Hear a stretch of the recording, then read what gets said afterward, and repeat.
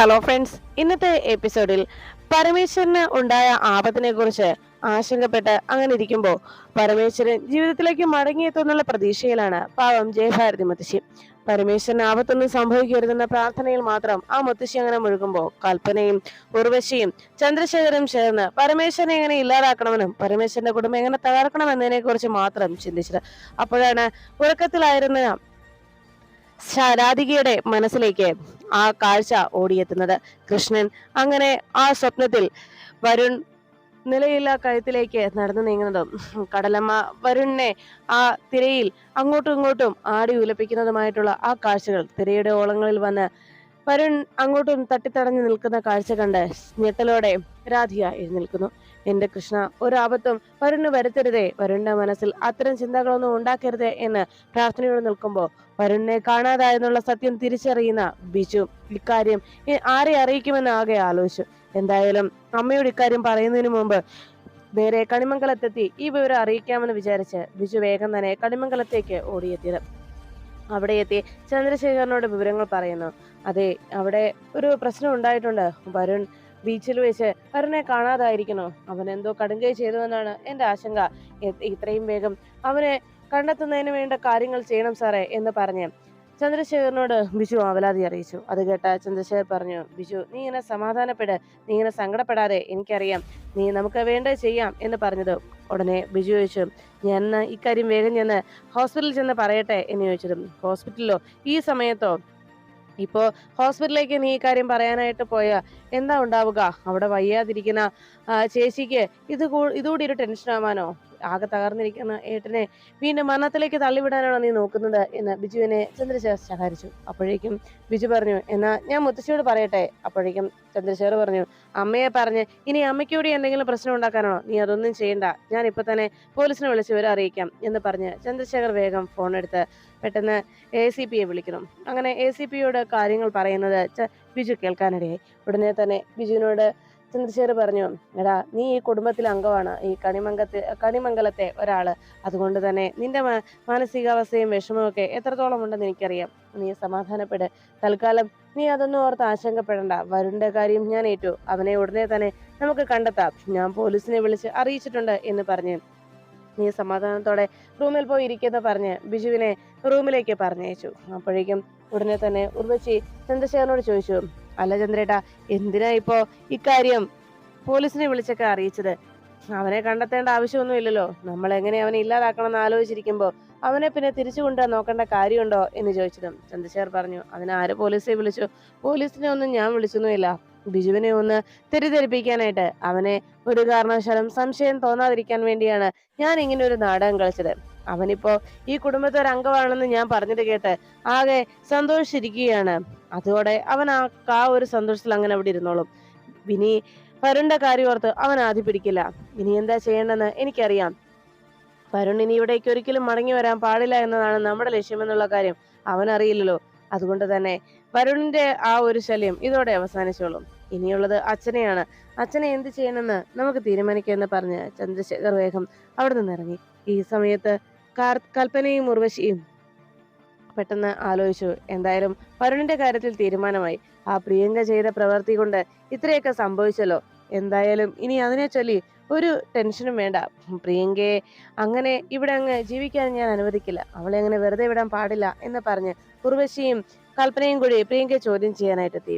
എന്തിനാണ് നീ ഈ സ്വത്തുക്കൾ മുഴുവൻ കവർന്നുകൊണ്ട് പോകാൻ നോക്കിയത്? നീ ഈ വീട്ടിൽ നിന്ന് മറ്റെന്തെങ്കിലും ഒക്കെ നീ അടിച്ചു മാറ്റിയിട്ടുണ്ടോ? ഇനി ആധാരം എന്തെങ്കിലും നീ എടുത്തു വെച്ചിട്ടുണ്ടോടി നീ കൊണ്ടുപോകാനായിട്ട്? നീ വന്ന നാൾ മുതൽ നിന്റെ ഓരോ പ്രവർത്തികളും ഞങ്ങൾ ശ്രദ്ധിക്കുന്നതാണ്. നിനക്ക് ഈ കണിമംഗലത്തെ സ്വത്തിലാണ് കണ്ണു മുഴുവൻ. അല്ലാതെ വരുണിന്റെ ഭാര്യയെ ഇവിടെ ജീവിക്കാനൊന്നുമല്ല നീ ഇവിടേക്ക് എത്തിയത് എന്നെല്ലാം പറഞ്ഞ് ഇനി എന്തൊക്കെയാണ് നിന്റെ ലക്ഷ്യങ്ങൾ എന്നെല്ലാം ചോദിച്ച് ഒരു പോലീസ് മുറിയിലുള്ള ചോദ്യം ചെയ്യൽ ഉർവശിയും കൽപ്പനയും നടത്തുന്നത് കണ്ട് അവിടേക്ക് മുത്തശ്ശി എത്തി. ഉർവശി, നീ എന്താ ഈ ചെയ്യുന്നത്?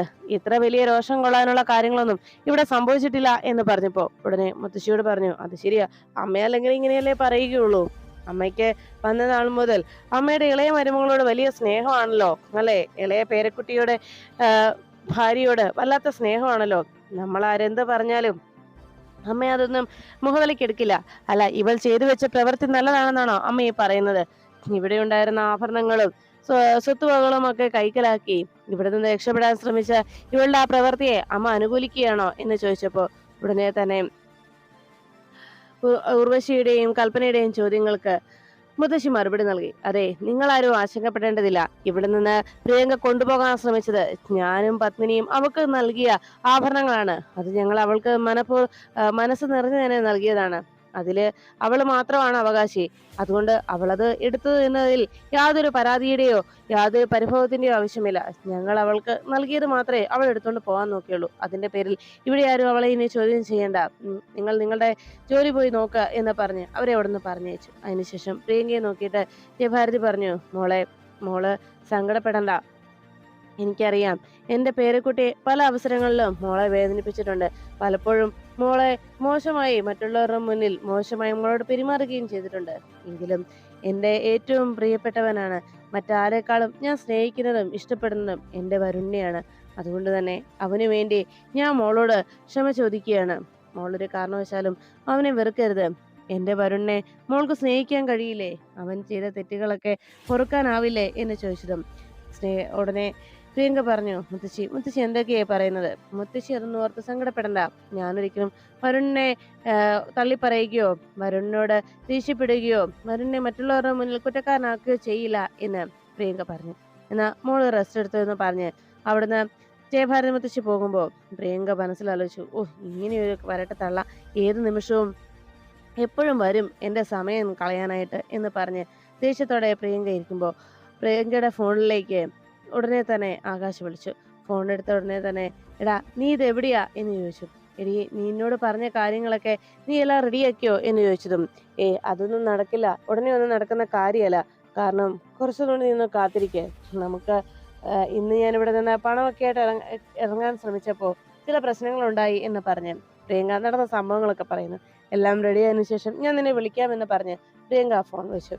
അപ്പോഴാണ് ഇത്രയും നേരമായിട്ടും വരുണെ കാണാത്തതിന്റെ ടെൻഷനിലായിരുന്നു പത്മിനി. ഉടനെ തന്നെ പത്മിനി ഗൗതമിനോട് പറഞ്ഞു, മോനെ, ഞാൻ കുറെ തവണയായിട്ട് വരുണിനെ വിളിക്കണോ, അവൻ ഫോൺ എടുക്കുന്നില്ല. എന്താ സംഭവിച്ചെന്നറിയില്ല. ബിജു ആണെങ്കിൽ അന്വേഷിച്ചു പോയിട്ട് യാതൊരു വിവരവുമില്ല. ഇനി എന്ത് ചെയ്യും എന്ന് ചോദിച്ചു നിൽക്കുമ്പോൾ ഗൗതം പറഞ്ഞു, വല്യമ്മ പേടിക്കൊന്നും വേണ്ട, ഞാനുണ്ടല്ലോ ഇവിടെ. വല്യച്ഛനൊരു ഒന്നും ഉണ്ടാവില്ല. വല്യമ്മ സമാധാനപ്പെട്, വരുൺ ഇപ്പൊ തന്നെ ഇങ്ങ് എത്തുന്നേ എന്ന് പറഞ്ഞ് അങ്ങനെ പത്മിനിയോട് സംസാരിച്ചുകൊണ്ട് ഗൗതം നിൽക്കുമ്പോ ഗൗതമിന്റെ ഫോണിലേക്ക് ഉർവശി വിളിക്കുന്നു. ഉർവശിയുടെ കോള് വരുന്നത് കണ്ട് ഗൗതം കോൾ അറ്റൻഡ് ചെയ്തു. എടാ ഗൗതം, നീ ഇപ്പൊ എവിടെയാ എന്ന് ചോദിച്ചത്. ഞാൻ എന്താ വല്യമ്മയുടെ അടുത്തുണ്ട് എന്ന് പറഞ്ഞു. എന്നാൽ നീ അവിടെ നിന്ന് അല്പം മാറിയിട്ട് എനിക്ക് ചില കാര്യങ്ങൾ പറയാനാണെന്ന് അറിയിച്ചു. ശരിയമ്മേ എന്ന് പറഞ്ഞ് പത്മിനിയോട് ഗൗതം പറഞ്ഞു, വല്യമ്മ ഒരു മിനിറ്റ്, ഞാൻ എന്താ വരുന്നു എന്ന് പറഞ്ഞ് ഫോണുമായിട്ട് വേഗം പത്മിനിയുടെ അരികിൽ നിന്ന് വരുൺ മാറുന്നു. എന്താ അമ്മേ, എന്താ കാര്യം എന്ന് ചോദിച്ചപ്പോ ഉടനെ ഗൗതമിനോട് ഉർവശി പറഞ്ഞു, എടാ മോനെ, ഒരു സന്തോഷ വാർത്തയുണ്ട്. ആ വരുണില്ലേ, അവൻ ബീച്ചിൽ വെച്ച് അവനെ കാണാതായെന്നാണ് പറയുന്നത്. ഇനി 3-ാം പൊങ്ങി വരുള്ളെന്നാണ് അച്ഛൻ പറഞ്ഞത്. എന്തായാലും അവനെ കൊണ്ടുള്ള ശല്യം അതോടെ തീർന്നു. ഇനിയുള്ളത് അച്ഛൻ മാത്രമാണ് എന്ന് പറഞ്ഞു. അപ്പോഴേക്കും കൽപ്പന ഉടനെ ഗൗതമിന്റെ ഫോൺ അറ്റൻഡ് ചെയ്യാനായിട്ട് ഉർവശിയുടെ കയ്യിൽ നിന്ന് വാങ്ങിച്ചു. ഇനി തന്നെ ചെറിയമ്മേ എന്ന് പറഞ്ഞ് കോൾ എടുത്തതും ഗൗതമിനോട് പറഞ്ഞു, ഗൗതം, നമ്മൾ ചിന്തിച്ചതുപോലെയുള്ള കാര്യങ്ങളൊക്കെ നടക്കുകയാണ്. നമ്മൾ ആഗ്രഹിച്ചതുപോലെ ആ പ്രിയങ്ക മൂലം ഇത്രയൊക്കെ സംഭവിച്ചു. ഇനി വേണ്ടത് അറിയാമല്ലോ, കൃത്യമായിട്ടുള്ള നീക്കങ്ങളാണ്. വരുണിന്റെ കാര്യം ഇതോടെ അവസാനിച്ചു. ഇനി നോക്കേണ്ടത് ഇവിടേക്ക് മടങ്ങി വരാതെ ആ വരുണിന്റെ അച്ഛനെ പരമേശ്വരന് അങ്ങ് അവസാനിപ്പിച്ചേക്കണം. അയാൾ ഒരു കാരണവശാലും ഇവിടേക്ക് തിരിച്ചു വരരുത്. അയാൾ ഹോസ്പിറ്റലിൽ തന്നെ എന്നേക്കുമായി ലോകത്തോട് വിട പറയണം, കേട്ടല്ലോ എന്ന് പറഞ്ഞതും ഉർവശി ഉടനെ ആ വാക്കുകൾ കേട്ട് ഞെട്ടലോടെ കൽപ്പന എന്ന് വിളിച്ചു. അപ്പോഴേക്കും കൽപ്പന ഉർവശിയുടെ വാക്കുകളെ തടഞ്ഞുകൊണ്ട് ഗൗതമിനോട് പറഞ്ഞു, ഗൗതം, ഞാൻ പറഞ്ഞതൊക്കെ കേട്ടല്ലോ, കൃത്യമായി തന്നെ നീ നടപ്പിലാക്കിയിരിക്കണം. നമ്മുടെ ആ ജീവിതം, നമ്മുടെ ആഗ്രഹങ്ങൾ സഫലമാക്കുന്നതിന് വേണ്ടി, നമ്മുടെ ലക്ഷ്യങ്ങൾ നേടുന്നതിന് വേണ്ടിയുള്ള കാര്യമാണ് ഞാൻ ഈ പറയുന്നത് എന്ന് ഗൗതമിനോട് കൽപ്പന ഓർമ്മപ്പെടുത്തുമ്പോൾ അത് കേട്ട ഗൗതം പറഞ്ഞു, നീ സമാധാനപ്പെടുക കൽപ്പന, എല്ലാം ഞാൻ റെഡിയാക്കിയിരിക്കും എന്ന് പറഞ്ഞ് കൽപ്പനയ്ക്ക് വാക്ക് നൽകി. അതിനുശേഷം കൽപ്പനയുടെ കയ്യിൽ നിന്ന് ഉർവശി ഫോൺ വാങ്ങിച്ചു. ഗൗതം, കൽപ്പന പറഞ്ഞതുപോലെയൊക്കെ നീ ചെയ്യുമ്പോൾ ഒരു കാര്യം നീ ശ്രദ്ധിക്കണം. ഒരു കാരണവശാലും ആരും നീ ചെയ്യുന്ന കാര്യങ്ങളൊന്നും കാണാനിടയാവരുത്. ഒരാളുടെയും കണ്ണിൽ പെടരുത്. ഒരിക്കലും നീ അതിൽ കുറ്റക്കാരനാകരുത്. CCTV ഫോട്ടോയിലോ മറ്റെങ്ങും തന്നെ നിന്റെ മുഖം പതിയരുത്. ഓർമ്മയുണ്ടല്ലോ, ഒരിക്കലും നീ ഇതിൽ കുറ്റക്കാരനാകല്ലേ. അങ്ങനെ വന്നാൽ എന്നതേക്കുമായി ഈ കണിമംഗലത്തിന്റെ പടി നമുക്ക് ഇറങ്ങേണ്ടി വരും. മറിച്ചാണ് സംഭവിക്കുന്നതെങ്കിൽ നമ്മളായിരിക്കും ഈ കുടുംബത്തിലെ രാജാക്കന്മാർ. മനസ്സിലായോ? കൽപ്പന ഈ വീട് ഭരിക്കും. എല്ലാം നീ ഓർത്തോണം എന്ന് പറഞ്ഞു. എനിക്കറിയാമേ എന്ന് പറഞ്ഞ് ഗൗതം ഫോൺ വെച്ചു. അതിനുശേഷം പരമേശ്വരന്റെയും വരന്റെയും കാര്യത്തിൽ തീരുമാനമായ സന്തോഷത്തിൽ അവരങ്ങനെ നിന്നു. അപ്പോഴും രാധിക ആകെ ടെൻഷനിലായി. ദൈവമേ, വരുണിനൊന്നും സംഭവിച്ചിട്ടുണ്ടാകരുതേ എന്ന ആശങ്കയോടെ അങ്ങനെ നിൽക്കുമ്പോൾ മുത്തശ്ശിയും കൽപ്പന അരികിലേക്ക് എത്തിയിട്ട് പറഞ്ഞു, മോളെ ഹോസ്പിറ്റലിലേക്ക് ഒന്ന് പോകണം, പരമേശ്വരൻ എങ്ങനെയുണ്ടെന്നൊന്ന് അറിയണം. ഹോസ്പിറ്റലിൽ പോയിട്ട് വിവരമൊന്നും അവർ അറിയിച്ചില്ലല്ലോ, ഇത്രയും നേരമായിട്ടും വരുണും ഇങ്ങോട്ട് എത്തിയില്ലല്ലോ എന്നെല്ലാം പറഞ്ഞപ്പോൾ ഉടനെ കൽപ്പന പറഞ്ഞു, അതെ, ഞാൻ അമ്മയെ വിളിച്ചിരുന്നു. അമ്മ പറഞ്ഞത് മുത്തശ്ശിയായിട്ട് തൽക്കാലം അവിടേക്ക് ചെല്ലണ്ടായെന്നാണ്. മുത്തശ്ശിയെ ഞങ്ങൾക്ക് നോക്കാൻ പറ്റാത്തത് കൊണ്ടാണ് അവിടേക്ക് മുത്തശ്ശിയെ പറഞ്ഞയച്ചതെന്ന് അമ്മ പരാതി പറയും.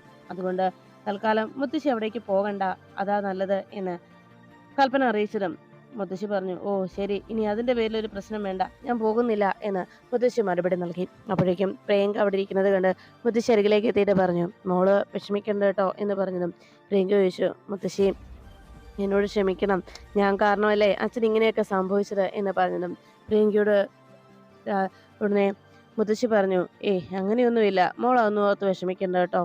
എന്തായാലും ഉടനെ തന്നെ പരമേശ്വരന് എല്ലാം ഓക്കെയായി, പരമേശ്വരൻ മടങ്ങിയെത്തും.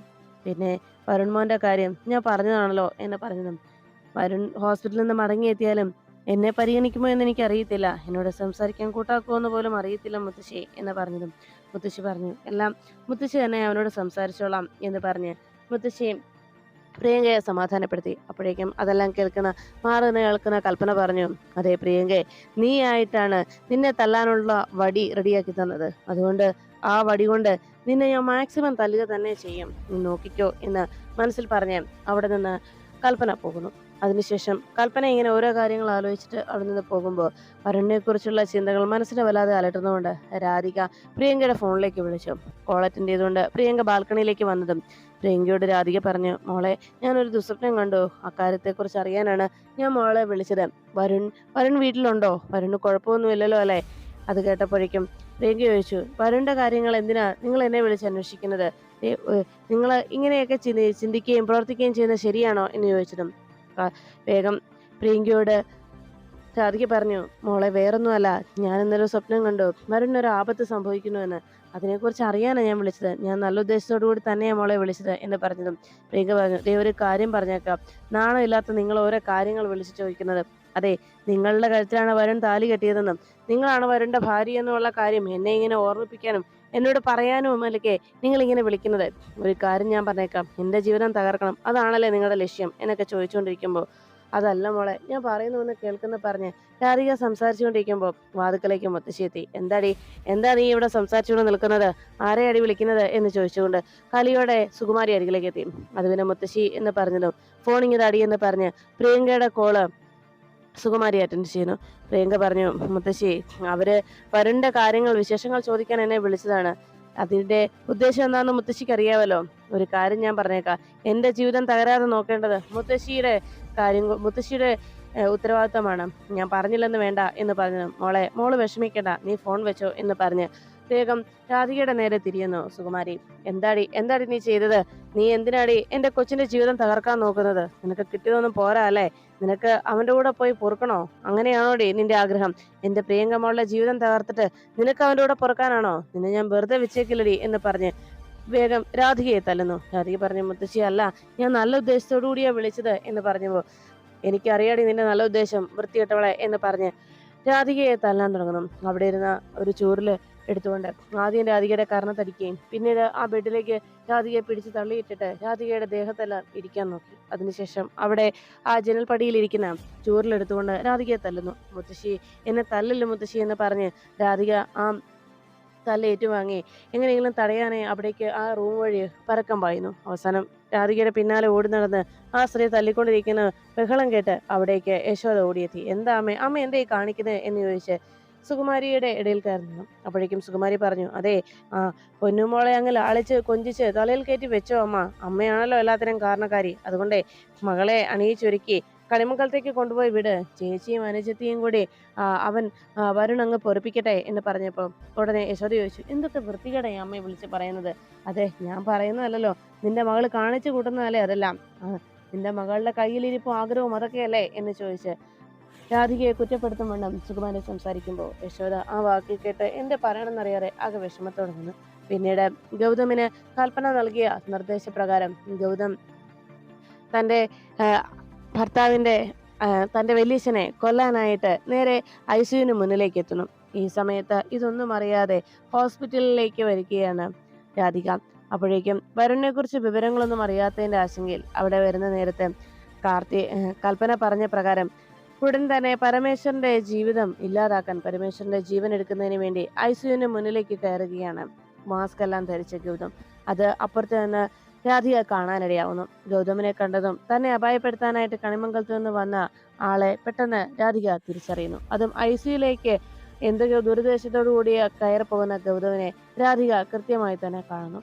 ഇതേ സമയത്ത് കൽപ്പന തന്റെ നീക്കങ്ങളെക്കുറിച്ചും തന്റെ ആഗ്രഹങ്ങളെക്കുറിച്ചും ശേഖരനോട് സംസാരിക്കുകയാണ്. ചന്ദ്രശേഖർ അപ്പോഴേക്കും കൽപ്പനയോട് ചോദിച്ചു, മോളെ, നീ എന്നെ ശത്രുവായിട്ടാണോ കാണുന്നത് എന്ന് ചോദിച്ചപ്പോൾ ചന്ദ്രശേഖരനോട് കൽപ്പന പറഞ്ഞു, എന്റെ ശത്രുപക്ഷത്ത് നിൽക്കുന്നവരെ എല്ലാവരെയും എനിക്ക് തകർത്ത് കളയണമെന്ന ചിന്ത മാത്രമേ ഉള്ളൂ. ഒരിക്കലും അവരൊരു കാരണവശാലും രക്ഷപ്പെടരുത്. അതുകൊണ്ട് തന്നെയാണ് വരുണിന്റെ അച്ഛനെയും ഇല്ലാതാക്കാൻ വേണ്ട നിർദ്ദേശങ്ങൾ ഞാൻ നൽകിയതെന്ന് പറയുമ്പോൾ ചന്ദ്രശേഖർ ചോദിച്ചു, മോളെ, അപ്പോ നീ ഈ ചെറിയച്ഛനെയും ശത്രുവായിട്ടാണോ കാണുന്നത്? നമുക്കിടയിലും അങ്ങനെയുള്ള എന്തെങ്കിലും പ്രശ്നങ്ങളുണ്ടോ എന്ന് ചോദിച്ചപ്പോൾ കൽപ്പന ചിരിച്ചുകൊണ്ട്, ഒരിക്കലും ഇല്ല ചെറിയച്ഛനും എന്റെയും ഒക്കെ ലക്ഷ്യം ഒന്ന് തന്നെയല്ലേ എന്ന് പറഞ്ഞ് കൽപ്പന പുഞ്ചിരിച്ചു. അപ്പോഴേക്കും രാധിക വരുണിന്റെ തിരിച്ചുവരവ്, വരുണിന് എന്ത് സംഭവിച്ചു എന്നറിയാത്തതിന്റെ ആശങ്കയിലും ഗൗതം ചെയ്യാൻ പോകുന്ന ആ ദുഷ്പ്രവൃത്തി നേരിൽ കണ്ടതുകൊണ്ടും എങ്ങനെയും പരമേശ്വരനെ രക്ഷിക്കുക എന്ന ഉദ്ദേശത്തോടെ ഐസുവിന് മുന്നിലേക്ക് രാധികയും വന്നെത്തുന്നു.